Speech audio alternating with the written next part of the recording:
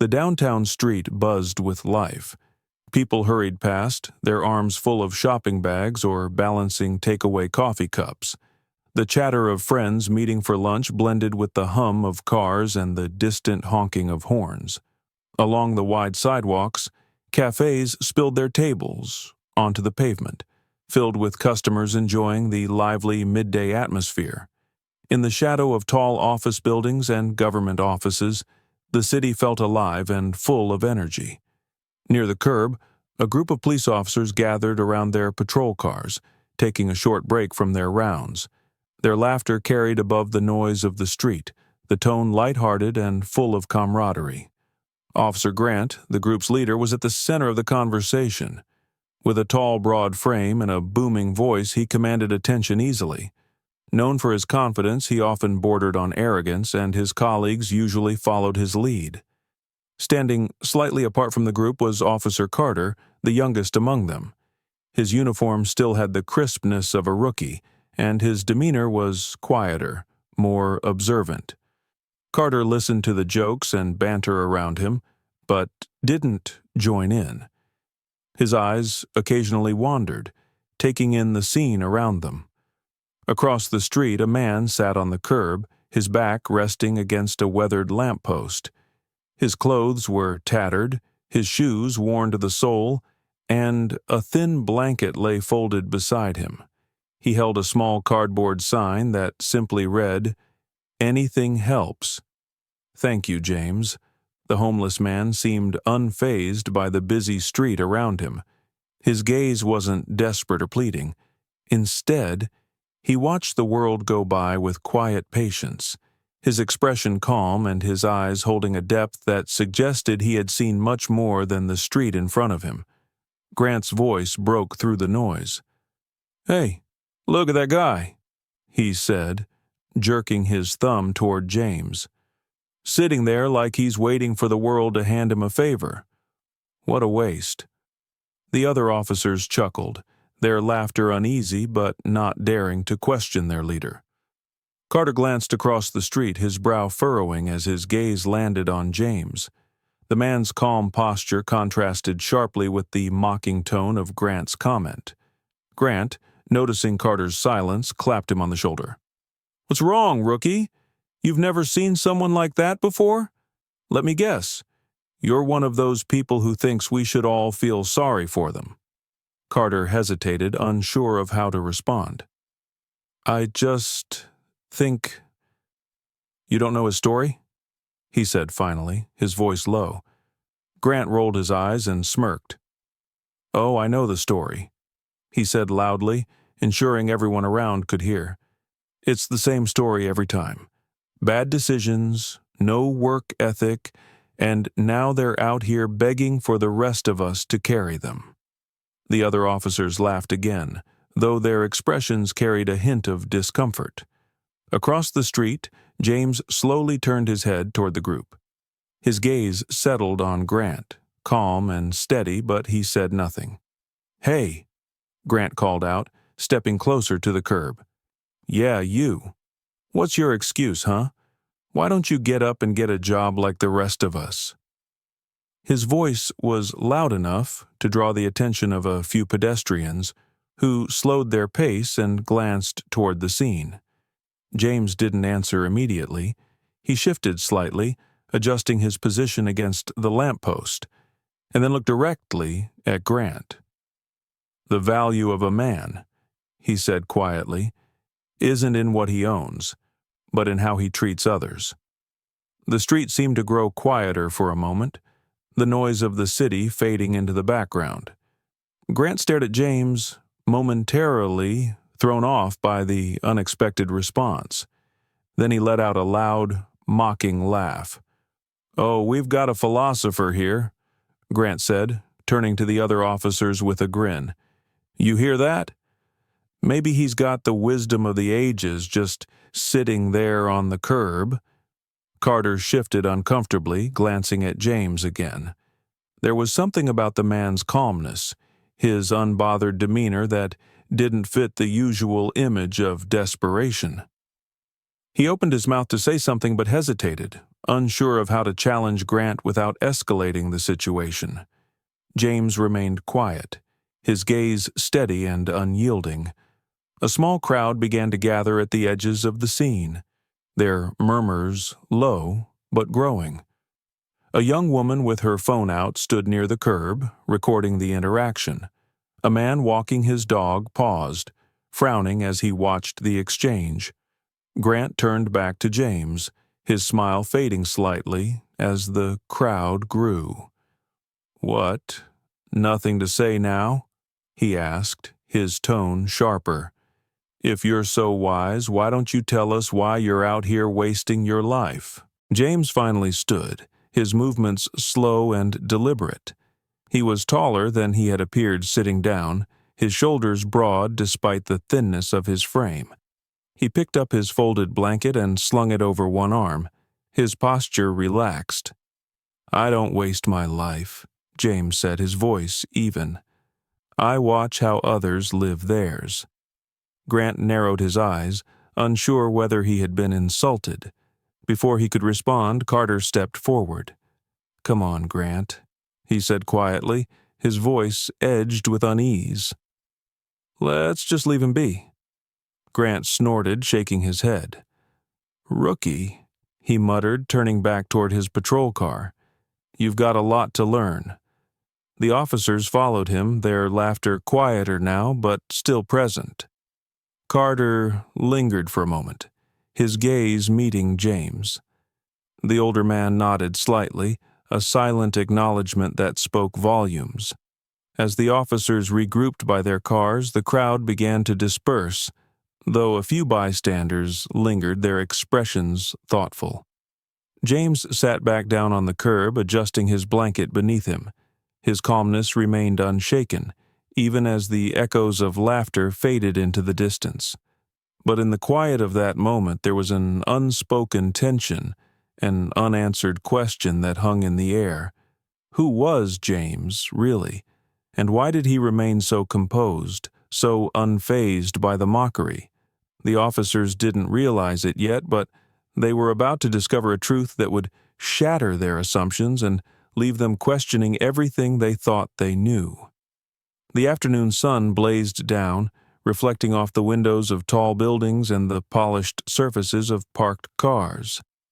The downtown street was alive with activity, pedestrians rushing by, the occasional honk of a horn and the chatter of cafe patrons spilling out onto the sidewalk. James remained seated on the curb, a quiet figure amidst the chaos. His tattered clothes hung loosely on his thin frame, and his folded blanket rested beside him like a silent companion. Across the street, Officer Grant leaned casually against the hood of a patrol car, arms crossed and sunglasses perched on his nose. His booming laugh cut through the noise of the street as he nudged one of his fellow officers.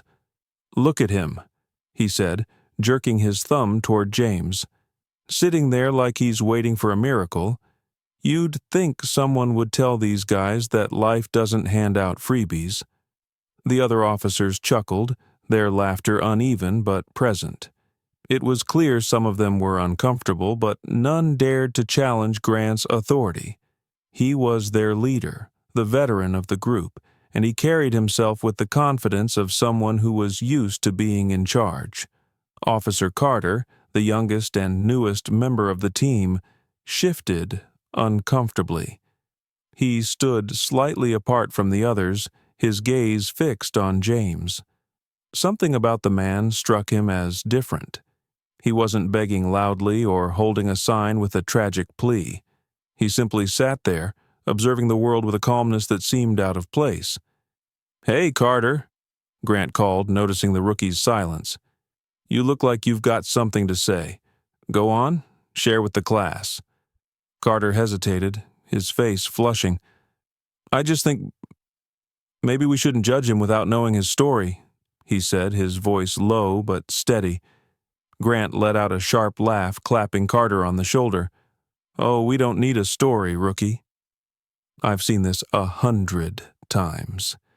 Guy makes bad decisions, doesn't want to work, and now he's here, expecting us to feel sorry for him. He turned back to James, his grin widening. "Am I right, buddy? That about sum it up?"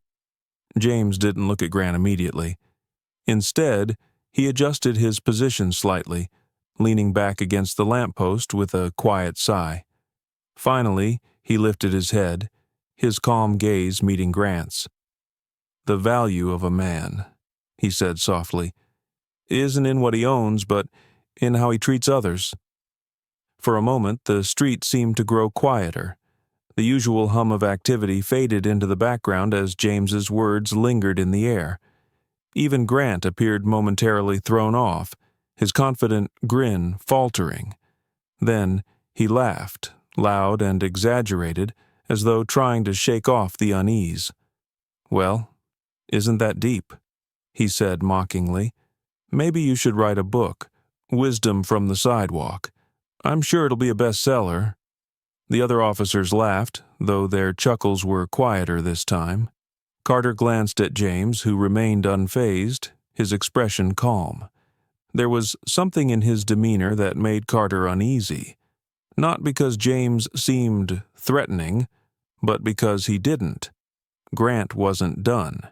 He reached into his pocket and pulled out a coin, holding it up for James to see. "Here," he said, his voice dripping with sarcasm. "You want this? Come and get it." He tossed the coin onto the pavement, where it rolled a few feet before coming to a stop. A few pedestrians nearby paused, their expressions ranging from curiosity to discomfort. A young woman with her phone out began recording, her eyes darting between Grant and James. James didn't move. He looked at the coin for a moment, then back at Grant. "Thank you," he said simply. Grant frowned, his irritation evident. "Thank you?" he repeated. "That's it? You're just going to sit there and act like you're better than us?" "I don't think I'm better than anyone," James replied calmly, "but I do think you could be better than this." The crowd around them began to grow, whispers spreading as more people stopped to watch.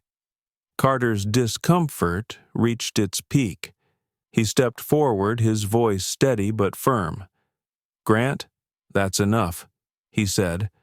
Grant turned to him, his eyes narrowing. "Enough?" he said, his tone sharp. "What, you think he doesn't deserve this?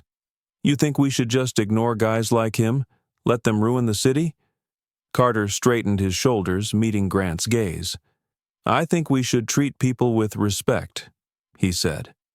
Grant opened his mouth to respond, but before he could, James stood up. The crowd murmured, their attention fully on him now. James was taller than he had seemed sitting down, his posture straight and his movements deliberate. He picked up the coin, his expression unchanged, and held it out toward Grant.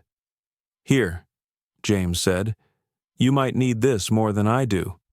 The crowd gasped softly, the tension in the air thick enough to cut. Grant's face reddened, his frustration boiling over. "What's supposed to mean?" he snapped. James didn't answer. Instead, he looked around at the crowd, his gaze passing over the faces of the onlookers. "Kindness isn't about what we give," he said, his voice clear and steady. "It's about how we treat each other." A murmur spread through the crowd, the weight of James's words sinking in. Carter felt a spark of something, respect, admiration, growing within him.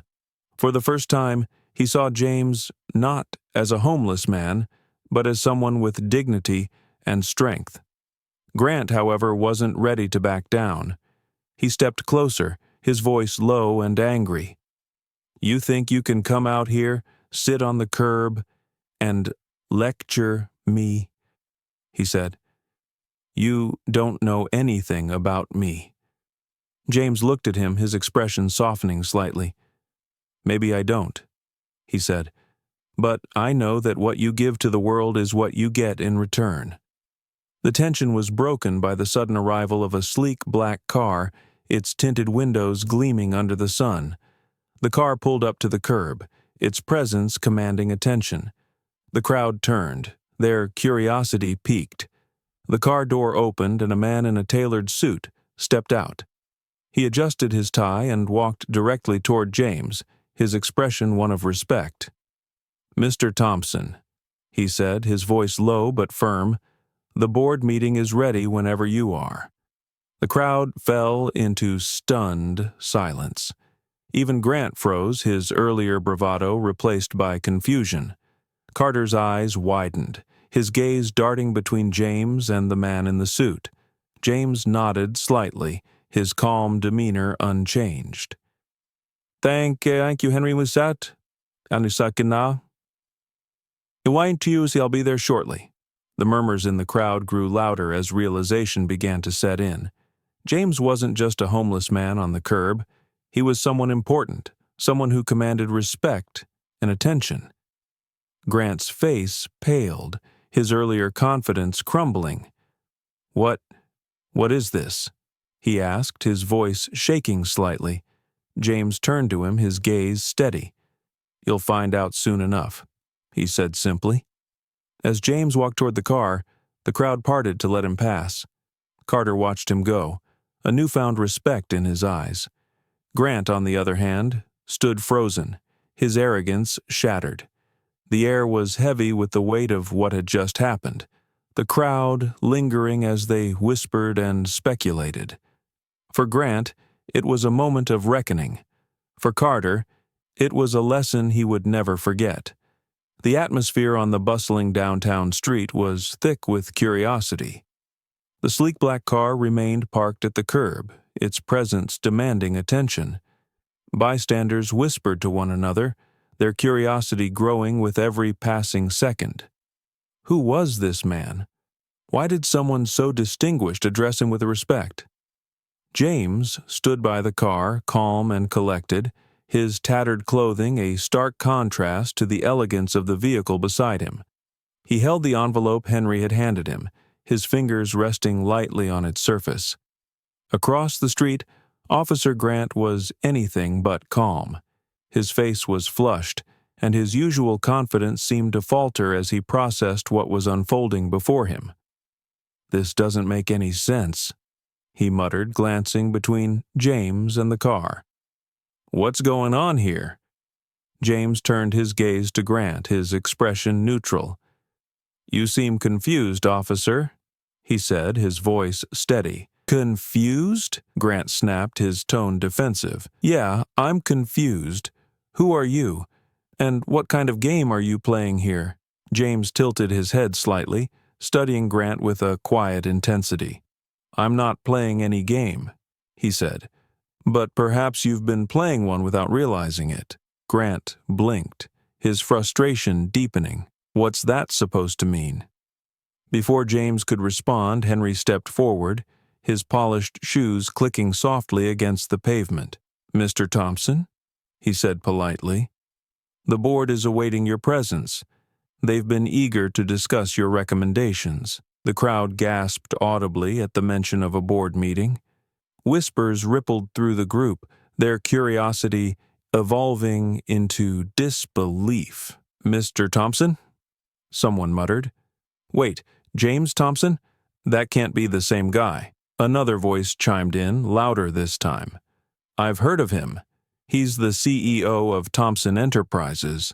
They're involved in all kinds of charities, food banks, scholarships, disaster relief. He's worth billions." The revelation struck the crowd like a thunderclap. Heads turned toward James, their expressions a mix of awe and confusion. How could someone who looked so unassuming, so ordinary, be the same man responsible for such extraordinary accomplishments? Grant's jaw tightened. He glanced at the murmuring crowd, then back at James. "You're telling me you're some big-shot CEO?" he asked, his voice laced with skepticism. James didn't respond immediately. Instead, he stepped closer to Grant, his calm gaze unwavering. "What would change if I were?" he asked. Grant opened his mouth to reply, but hesitated. His words caught in his throat. Would it make my words more valuable? James continued. Would it make my actions more meaningful? He paused, letting the questions hang in the air. Or would it simply make you see me differently? The crowd fell silent, the weight of James's words sinking in. Carter, who had been quietly observing, finally spoke up. You've been sitting here, watching how people react, he said. Haven't you? James nodded. Yes, he said. I've done this many times in many places. I've seen the best and the worst in people, and what I've learned is that kindness is not dependent on wealth or status. It's a choice we all have, no matter our circumstances. The crowd murmured again, their earlier curiosity now mixed with admiration. A young woman near the front of the group wiped her eyes, clearly moved by James's words.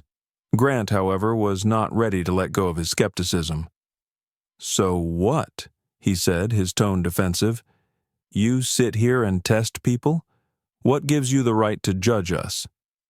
James turned to Grant, his expression soft but firm. I'm not judging you, officer, he said. But I am asking you to judge yourself. Grant's face reddened further, his frustration boiling over.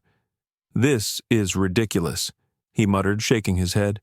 But before he could say more, Henry stepped in again. Sir, he said, addressing James, we should get going. The board meeting is scheduled to begin shortly. James nodded. Thank you, Henry, he said. He turned back to Grant, his voice calm. I hope you'll reflect on today, officer. Not for my sake, but for your own. Grant stared at him, his mouth opening and closing as if searching for a retort. But no words came. Carter, meanwhile, stepped forward, his expression earnest. Thank you, he said quietly, for reminding us what really matters. James smiled faintly. It's never too late to choose kindness, he said. As James turned to enter the car, the crowd erupted into applause. The earlier tension had given way to admiration, and people began calling out words of gratitude and encouragement. Thank you, Mr. Thompson, someone shouted. You're an inspiration, another voice added. Grant watched in silence, his earlier bravado completely gone. Carter glanced at him, his expression thoughtful. You okay? He asked quietly. Grant didn't respond immediately. Instead, he looked down at the ground, his hands clenched into fists. I didn't know, he muttered. I didn't know who he was. Carter nodded. Maybe it's not about who he is, he said. Maybe it's about who we are. Grant looked up, his expression conflicted. For the first time, he seemed to be grappling with the weight of his actions. As the black car pulled away from the curb, the crowd began to disperse, their voices filled with excitement and admiration. Carter stood quietly, watching the car disappear into the distance. Grant stood beside him, his posture slouched, as if the day's events had drained the energy from him. I don't get it, Grant said finally, his voice barely above a whisper. Carter turned to him. Get what? Grant gestured toward the empty street. Why someone like him would sit out here, let people treat him like nothing. What's the point? Carter thought for a moment before replying. Maybe the point is to remind us that everyone matters, he said. That kindness isn't about who deserves it, but about who needs it. Grant didn't respond. He simply nodded, his expression heavy with thought. As the sun began to dip lower in the sky, the street returned to its usual rhythm. But for those who had witnessed what had happened that day, the memory lingered, a story about kindness, humility, and the surprising truth about the man on the curb. The street felt quieter after the black car pulled away, though the echoes of murmurs and conversations still lingered. For those who had witnessed the scene, The realization of James's identity was nothing short of extraordinary. A man they had assumed to be homeless, a person dismissed by so many, was a billionaire philanthropist, quietly observing how people treated the less fortunate. Officer Grant remained rooted in place, his face pale and his fists clenched tightly at his sides. The arrogance he had worn so confidently earlier had vanished, replaced by a mix of confusion and embarrassment. Carter stood nearby, watching him carefully but saying nothing. Meanwhile, across town, the black car carrying James pulled into the driveway of an elegant yet understated building. Inside, a small group of executives waited anxiously around a long table, each clutching their reports and prepared statements. "Mr. Thompson is here," Henry announced as he opened the door. The room immediately fell silent, the weight of respect filling the air as James entered. He walked to the head of the table, his demeanor calm and composed as always. "Good evening," James said, his voice steady. "Let's get started." Back on the street, Grant struggled to process what had just happened. "How is this possible?" he muttered, more to himself than anyone else. "Why would a man like him sit out here, dressed like that, letting people think he's nothing?" Carter finally spoke, his voice thoughtful. "Maybe it's not about him," he said. "Maybe it's about us, about how we treat people when we think no one's watching." Grant shook his head, his frustration bubbling to the surface. "It doesn't make sense," he snapped. "If he's so important, why didn't he say anything? Why let people mock him like that?" Carter hesitated, choosing his words carefully. "Maybe he believes actions speak louder than words," he said. "And maybe he wanted to show us who we really are, not just who we pretend to be." The weight of Carter's words hung in the air, forcing Grant to confront the uncomfortable truth of his actions. Several hours later, James returned to the same street. The atmosphere had shifted with the fading light of the day, the crowds thinning and the city settling into its evening rhythm. As the black car pulled up to the curb, James stepped out, his calm demeanor unchanged. This time, Carter was waiting. He had stayed behind, sitting on a bench and watching the street, lost in thought. When he saw James, he stood and approached him cautiously. "Mr. Thompson," Carter began, his voice respectful but hesitant, I wanted to thank you for what you said earlier, and for what you showed us." James smiled faintly. "You don't need to thank me," he said. "The lesson wasn't mine to teach. It was always there. You just needed to see it." Carter nodded, his gaze dropping briefly.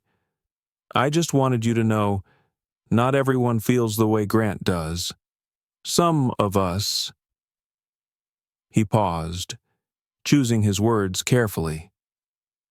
"Some of us want to do better." James studied him for a moment, his expression thoughtful.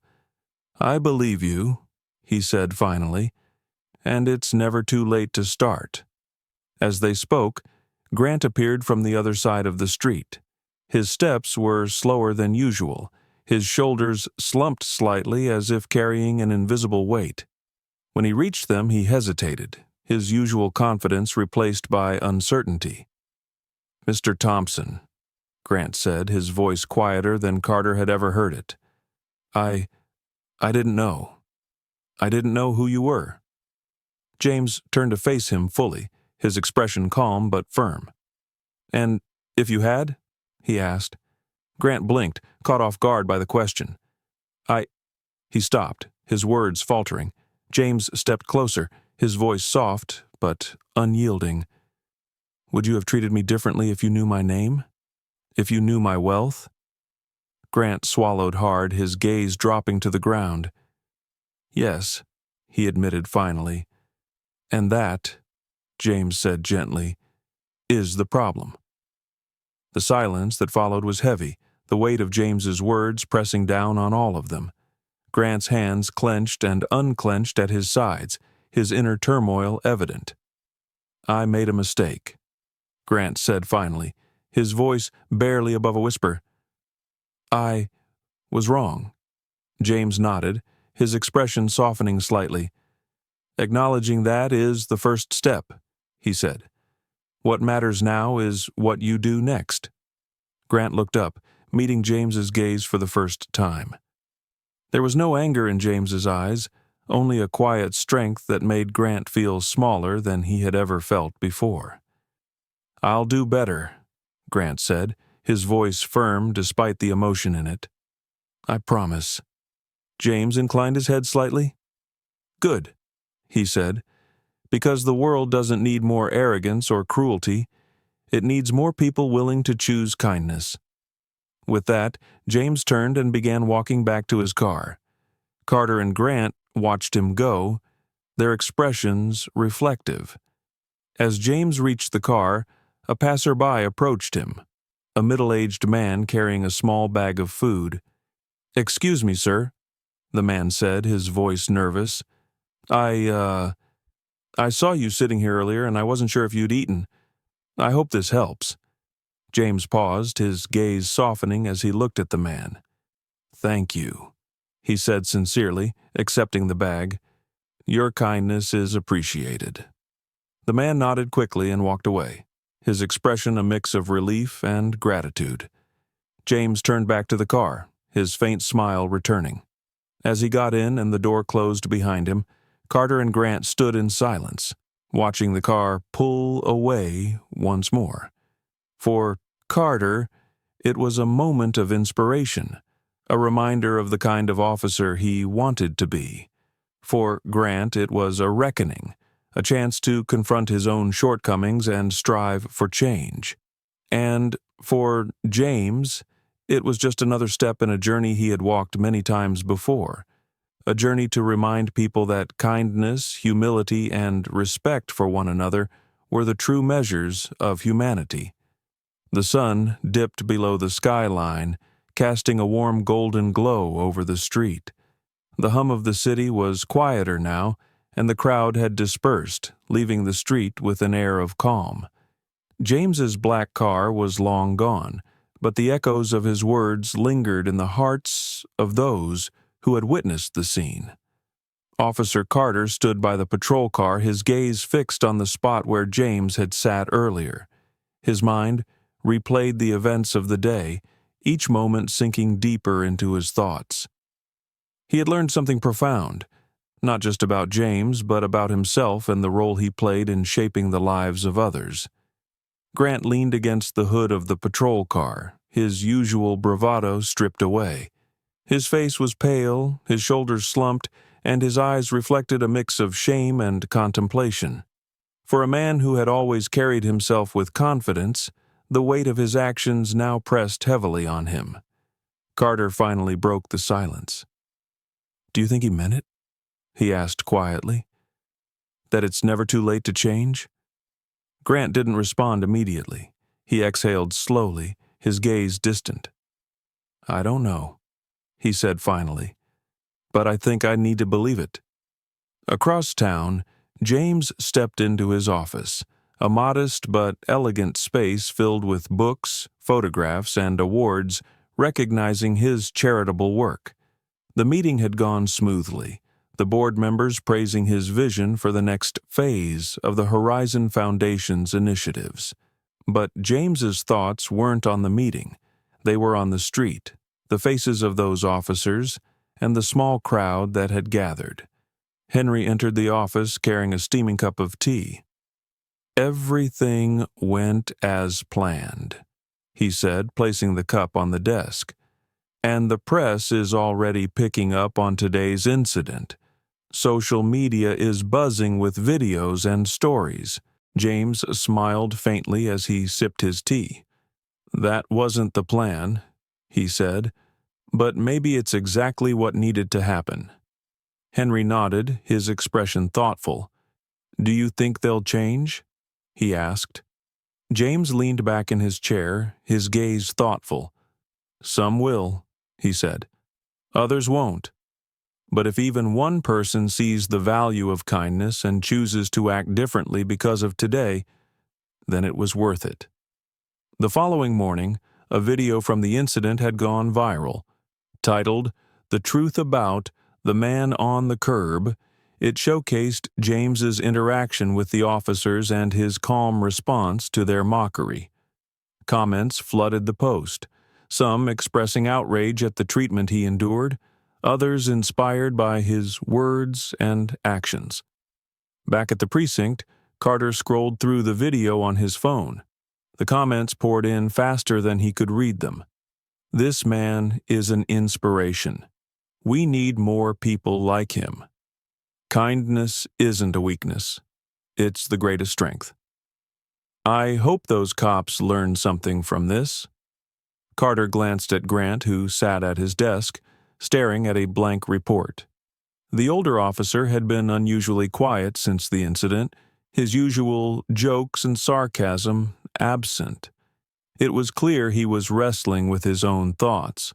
Finally, Carter stood and approached him. "You should watch this," he said, holding out his phone.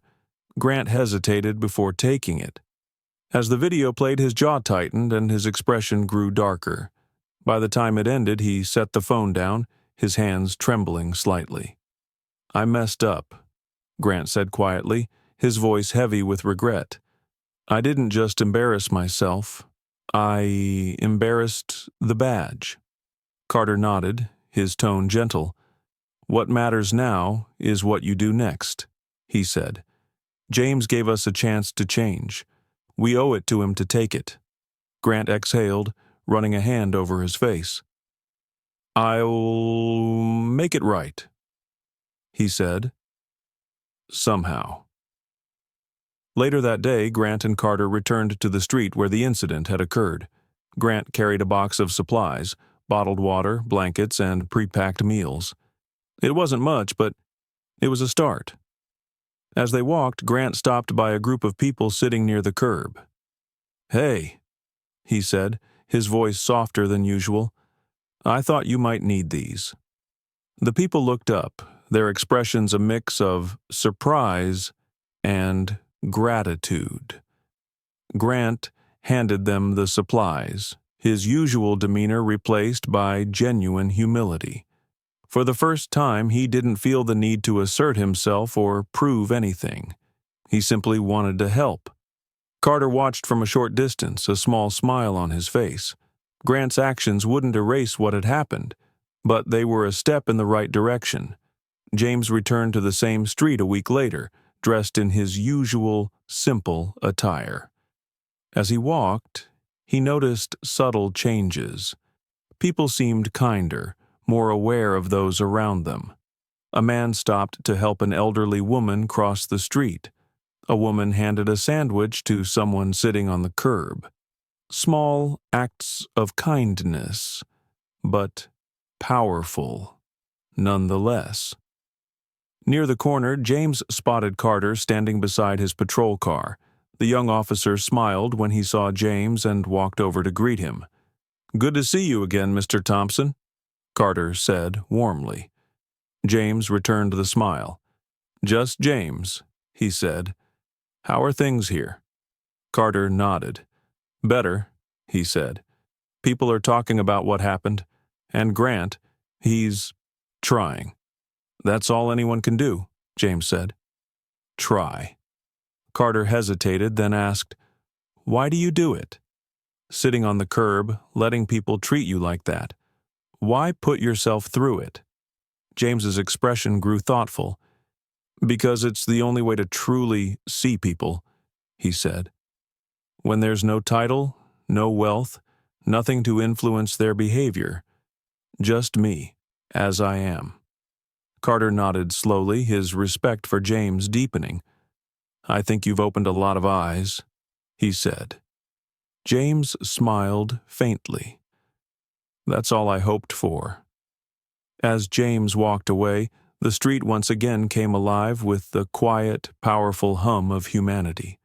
People helping one another, learning from their mistakes, and striving to be better. The world hadn't changed overnight, but the seeds of kindness had been planted. And for James, that was enough. What would you do in this situation? Have you ever judged someone too quickly or experienced unexpected kindness? Share your story in the comments below, and let's start a conversation about how small acts of kindness can make a big difference. Don't forget to like, share, and subscribe for more stories that inspire and remind us of the power of humanity.